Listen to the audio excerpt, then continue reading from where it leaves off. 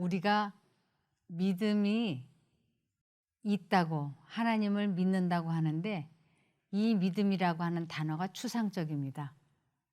그래서 믿음이 언제 자라고 어떻게 될 때 믿음이 생기는가 하는 거예요.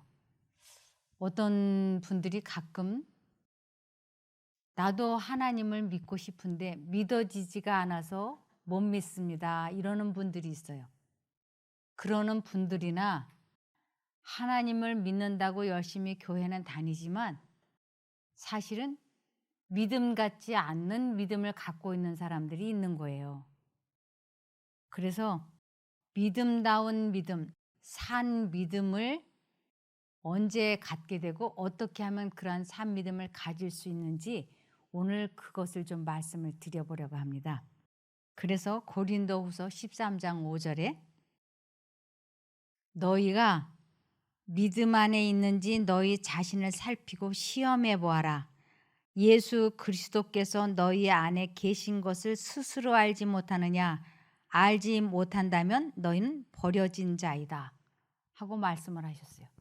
그래서 믿음이 있다라고 하는 것은 내 안에 예수님이 거하신 것을 믿음이라고 하는 것입니다. 그래서 너희 안에 계신 것을 스스로 알지 못하느냐? 스스로라고 하는 것은 내 자신이 확실하게 그것을 체험해 보지 않았다면 너희는 믿음이 없는 자다라고 말씀을 하시는 것입니다. 그래서 그러면 내 안에 정말 그리스도가 계신지 안 계신지를 확인해 봐야 되지 않습니까? 이것을 또 다르게는 이렇게 말씀을 하셨습니다. 시편 34편 8절에 너희는 여호와의 선하심을 맛보아 알지어다. 그에게 피하는 자는 복이 있도다 그랬어요.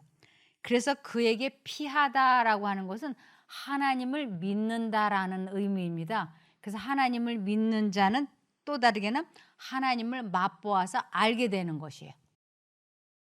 그래서 하나님이 내 마음에 거하시는 것, 하나님을 체험해 보는 것,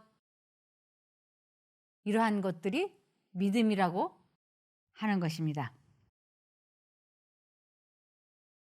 여기 요한일서 4장 16절에는 우리는 하나님께서 우리를 사랑하시는 그 사랑을 알고 믿었다라고 돼 있어요. 알고 믿었다. 이것은 체험을 해보고 나서야 믿었다라는 의미예요. 그러니까 체험을 해보기 전에는 믿음이 없었다는 것입니다. 그래서 우리는 하나님께서 우리를 사랑하시는 그 사랑을 체험해 보고 나서야, 선하심을 맛보고 나서야 믿었다, 이런 것입니다. 그래서 이 체험적인 지식이 없다면, 체험해보지 않았다면 우리들의 믿음이라고 하는 것은 너무나 막연하고 추상적인 것이라고 할 수 있어요. 하나님은 사랑이시다. 그 사랑 안에 거하는 자는 하나님 안에 거하고 하나님도 그 사람 안에 거하신다. 하나님 안에 거하라. 주 안에 거하라. 이러한 말들이 다 추상적인 것이에요. 그렇다고 이것을 누구에게 물어보기도 그렇고 그러한 것을 또한 알지도 못하면서 그냥 우리들이 교회를 다니고 그랬죠.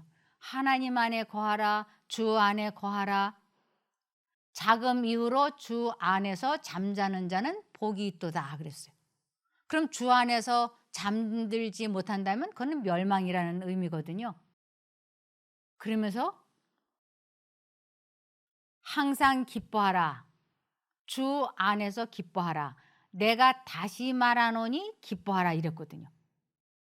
기뻐한다라고 하는 것이 주 안에서 기뻐해야지 이 세상 것을 가지고 기뻐하라는 것이 아니다라는 의미거든요. 그래서 하나님 안에 거한다. 주 안에 거한다. 하나님이 내 안에, 내가 주님 안에 거한다. 이것을 곧 믿음이다라고 얘기하는 것이에요. 이것이 안 되고 있다면 나는 하나님을 지금 믿는다라고 지식적으로는 내가 하나님이 이 세상을 천지창조하시고 우리들의 죄를 모두 다 용서해 주시고 2021년 전에 십자가에 달려 돌아가신 거 다 인정을 하고, 이건 인정을 하고 지식으로 알고 있는 것이지 그분과 관계는 없다라는 얘기예요. 관계를 가졌다라고 하는 건 체험해 본다라고 하는 것이에요. 우리가 옆에 있는 사람과 대화를 나누어도 감이라는 게 있잖아요. 감. 이 사람은 참 냉정한 사람이야. 이 사람은 부드러운 사람이야. 이 사람은 따뜻한 사람이야. 이 느낌이 있고 감이 있고 교감이 되잖아요.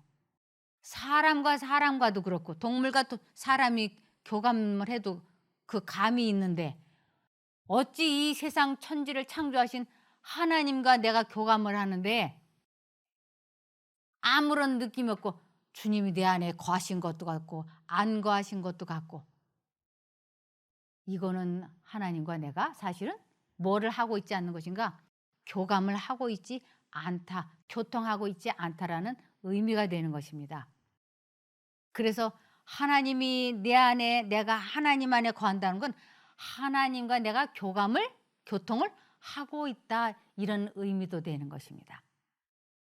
그래서 예수님께서 아버지가 내 안에, 내가 아버지 안에 있는 것 같이 너희도 우리 안에 거하고, 그래서 아버지가 내 안에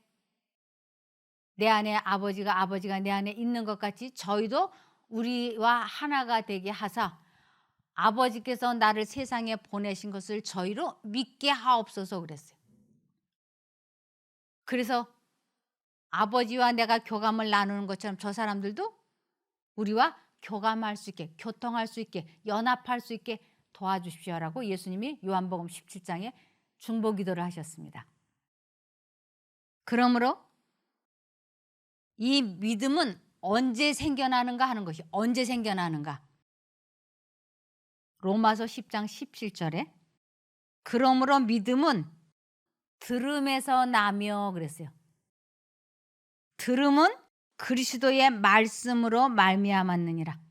많은 사람들이 믿음은 어디에서 난다고도 생각하느냐면 귀로다가 듣는 것, 이 성경 말씀을 듣고 배우는 것에서 믿음이 자라난다, 믿음이 생긴다, 믿는다라고 생각들을 하고 있습니다. 그럴 수도 있습니다.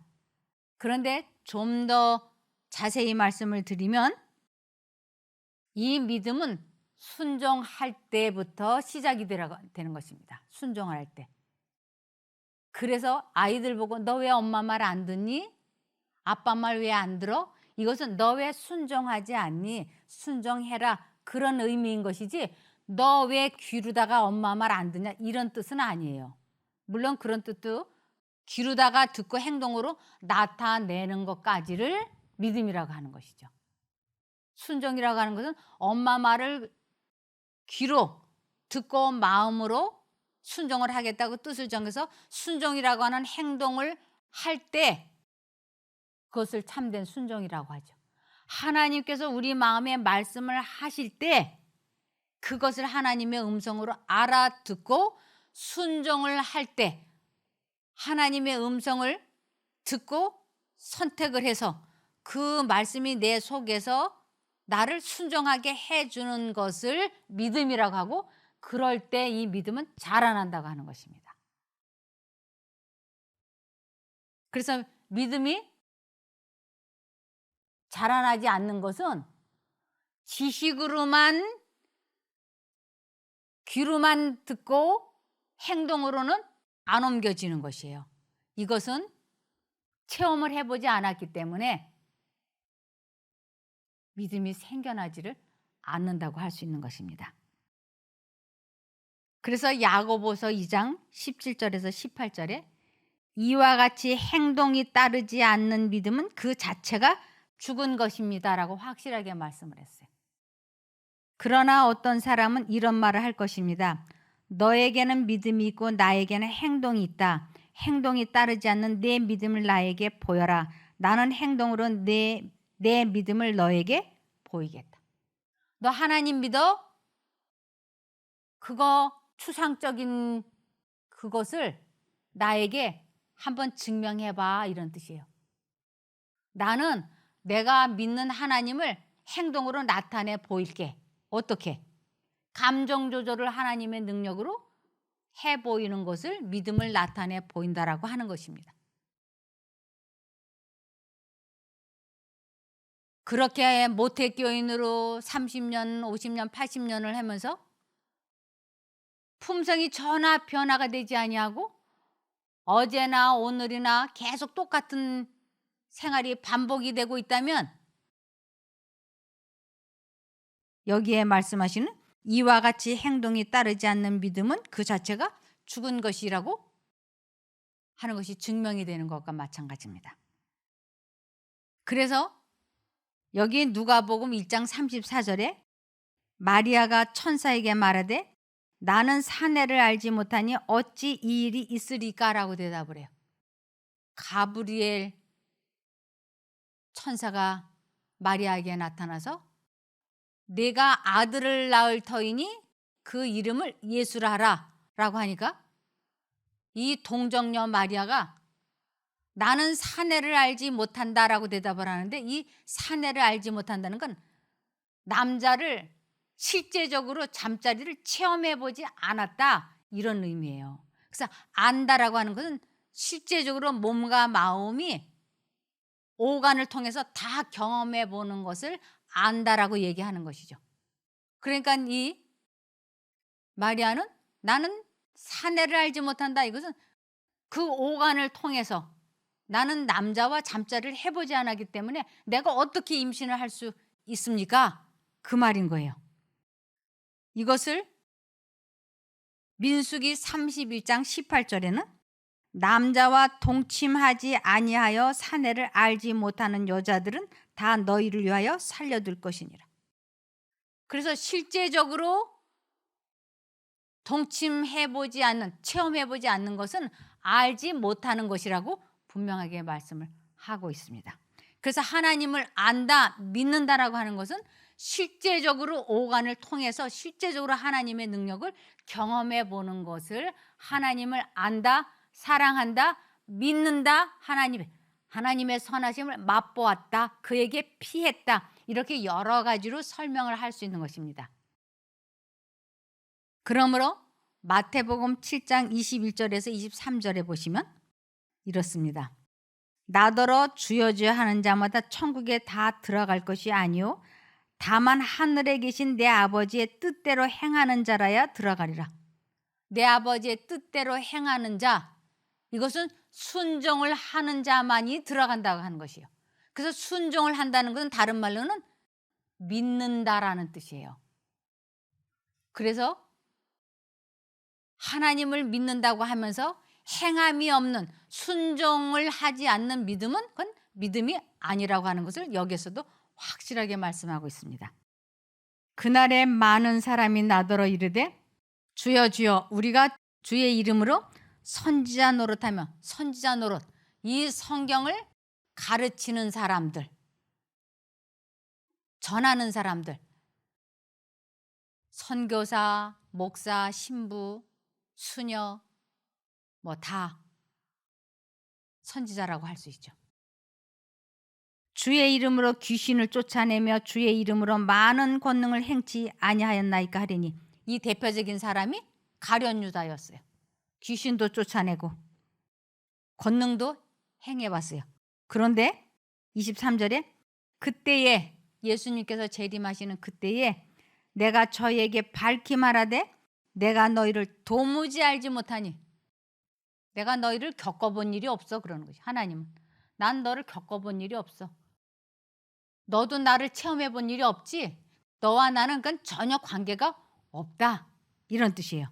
내가 너희를 도무지 알지 못하니 불법을 행하는 자들아 내게서 떠나가라 하리라. 불법을 행하는 자, 순종치 아니하는 자라는 뜻이에요. 그래서 순종치 아니하는 자, 불법을 행하는 자, 다 같은 의미죠. 믿음이 없는 자, 이런 의미라고 할 수 있습니다. 그러므로 요한복음 17장 3절에 영생은 구원은 오직 한 분이신 참 하나님을 알고 그랬어요. 체험해보고 알고 또 아버지께서 보내신 예수 그리스도를 아는 것입니다. 아주 군더더기 없이 확실하게 말씀을 하세요. 하나님을 아는 것이 믿음이고 그것이 구원이야. 그것이 영생을 얻는 거야. 라고 말씀을 하십니다. 그래서 요한복음 3장 16절에 하나님이 세상을 이처럼 사랑하사 독생자를 주셨으니 이는 저를 믿는 자마다 멸망치 않고 영생을 얻게 하려 하심이니라. 그래서 믿는다라고 하는 것은 하나님을 아는 것, 사랑하는 것 여러 가지로 설명할 수 있습니다. 그래서 하나님을 알게 될 때 무슨 일이 일어나느냐면 품성이 변화가 되고 본성이 바뀌게 되고 기질이 바뀌고 거듭나기 시작하는 것입니다. 여기 디모데전서 1장 13절에 보시면 사도 바울이 이 사도 바울은 보통 평범한 사람이 아니었습니다. 그 사람은 아주 뛰어난 사람인데 이 사람은 자기 민족이 자기 부모가 자기가 하나님을 잘 믿는다고 믿었던 사람이에요. 그런데 그가 예수님을 담에서 길 위에서 딱 만나고 난 후로 내가 하나님을 믿지 않았던 사람이라고 솔직하게 고백을 해요.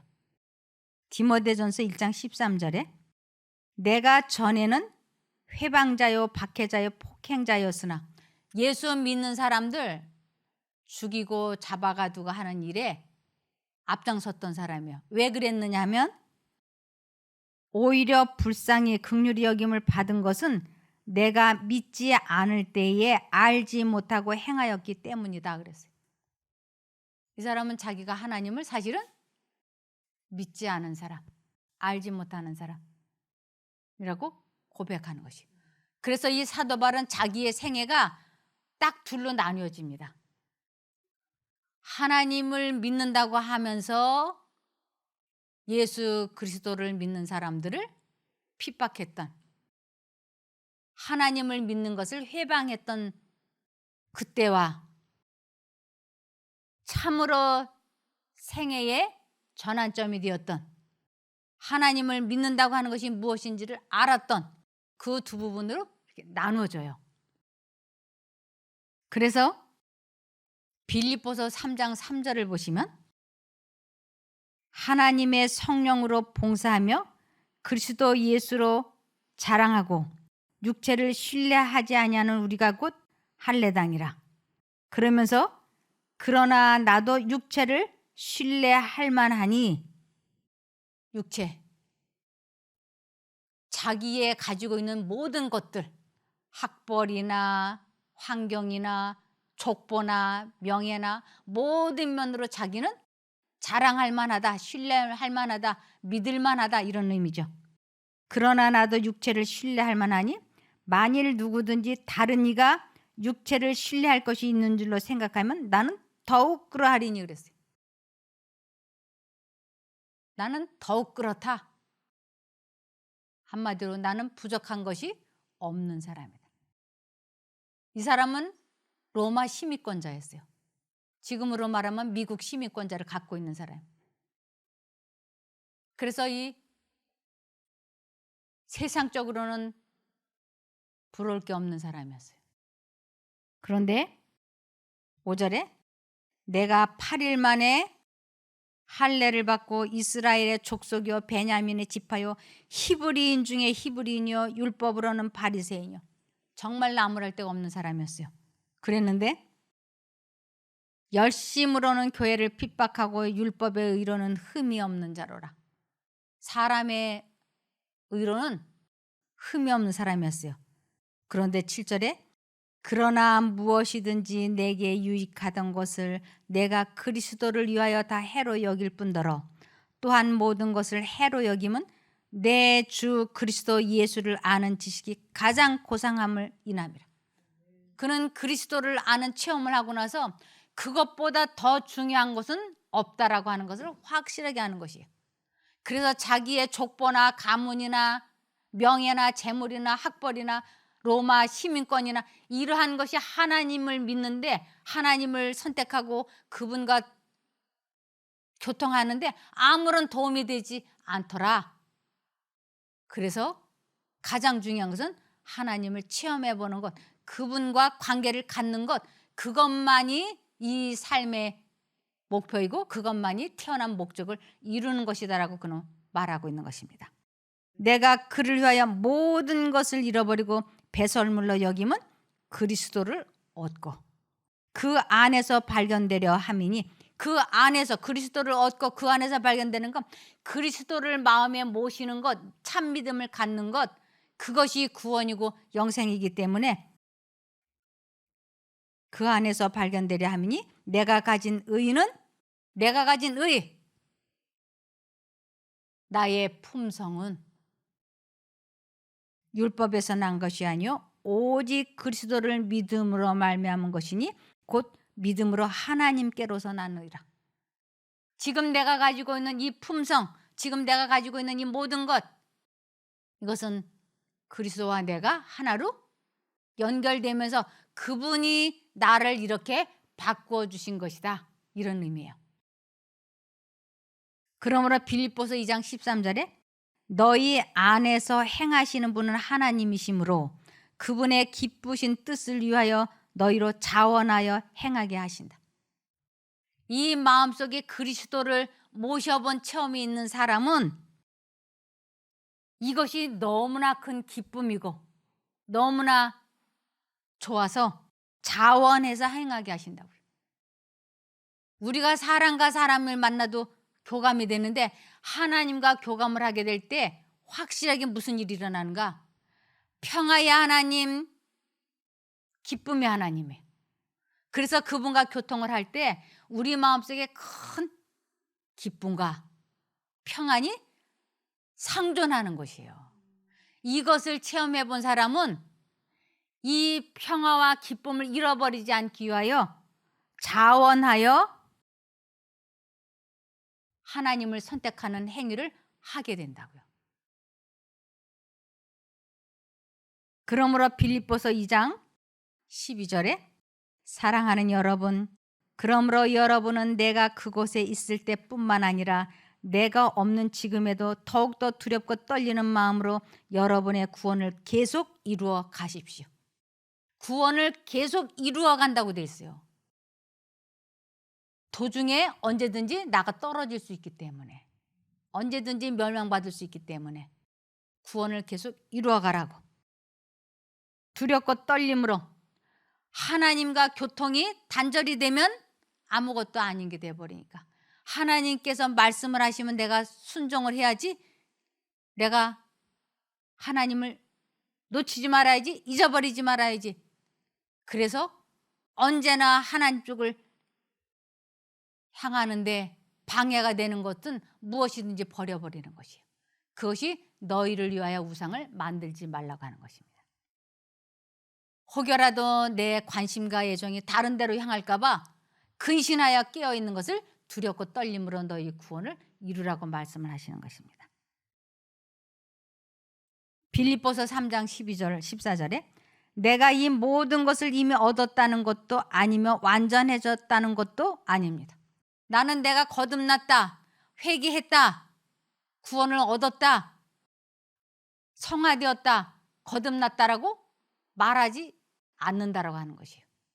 왜냐하면 내일 내가 어떻게 될지 모르니까, 사단이 나를 어떻게 시험할지 모르니까 우리는 계속 두렵고 떨림으로 하나님을 의지하는 것을 계속해 나가는 것이지, 나 구원받았다라고 얘기한다는 것은 예수님의 심판의 권세를 내가 취하는 것과 마찬가지인 것입니다. 내가 구원을 받을지 못 받을지 그건 하나님의 영역에 속해 있는 심판의 권세에 해당이 되기 때문에 우리는 오직 믿음으로만 구원을 얻는 것입니다. 마음에 그분을 모시는 것에다가만 최선을 다하라고 하는 것입니다. 내가 이 모든 것을 이미 얻었다는 것도 아니며 완전해졌다는 것도 아닙니다. 다만 그리스도 예수님이 나를 위해 마련하신 상을 받으려고 계속 달려가고 있습니다. 우리는 계속 전진만 해야 된다고 하는 것입니다. 즉 하나님을 매 순간마다 선택해야 된다고 하는 것입니다. 형제 여러분, 나는 그것을 이미 얻었다고 생각하지 않습니다. 그러나 한 가지 일만은 분명히 하고 있습니다. 즉 뒤에 있는 것은 잊어버리고 앞에 있는 것을 잡으려고 그리스도 예수님 안에서 하나님이 위에서 나를 부르신 부름의 상을 얻으려고 목표를 향해 달려가고 있습니다. 우리들의 뒤는 이미 지나간 일은 다 깨어져 버린 퍼즐과 같은 것이에요. 이미 산산조각이 나서 우리들의 지나간 과거는 너나 나나 할 것 없이 사람들에게 말할 수 없는 부끄러운 죄투성인 것입니다. 그래서 그것을 용서해 주신 것을 감사히 생각하고 더 이상은 그런 생각에 사로잡히지 아니하고 우리는 계속 주님을 부르며 매 순간 선택하며 달려나가는 것입니다. 그러므로 고린도전서 9장 27절에 내가 내 몸을 쳐서 복종시키는 것은, 내가 내 몸을 쳤다고 하는 것은 우리 마음에 두 가지 생각이 들어올 때 사단이 주는 생각을 가차없이 쳐버리는 것을 내가 내 몸을 쳤다라고 얘기하는 것입니다. 내가 남에게 전도한 후에 오히려 나 자신이 버림을 당할까 두렵기 때문입니다. 사도 바울은 누구보다도 잘 알았어요. 내가 이 말씀을 다른 사람들에게 전해서 다른 사람들을 구원받게 해놓고 나는 정작 구원을 못 받으면 어떻게 하나 하고 두려웠던 것이에요. 저도 마찬가지. 저도 다른 사람들에게 이 귀한 복음을 전해놓고 내가 내 몸을 치지 아니하면 구원을 못 받습니다. 그래서 저도 두렵고 떨리기 때문에 계속 하나님을 잊어버리지 않으려고 계속 하나님을 의지하려고, 그분을 선택하려고 정말 최선을 다하고 있습니다. 그래서 골로새서 1장 10절에 주께 합당히 행하여 범사에 기쁘시게 하고, 하나님을 기쁘시게 해드리는 게 뭔가? 하나님을 계속 의지하고 그분과 교제를 하는 것을 하나님께서는 가장 기쁘게 생각하십니다. 그래서 주께 합당히 행하여 범사에 기쁘시게 하고 모든 선한 일의 열매를 맺게 하시며 하나님을 아는 것에 자라게 하시고, 자란다라고 하는 것은 끊임없이 하나님과 교통하고 그분을 선택해서 믿음이 자라는 것을, 하나님을 아는 것에 자라난다라고 하는 것입니다. 우리 모두가 꼭 그렇게 되기를 바라며 말씀을 마치겠습니다.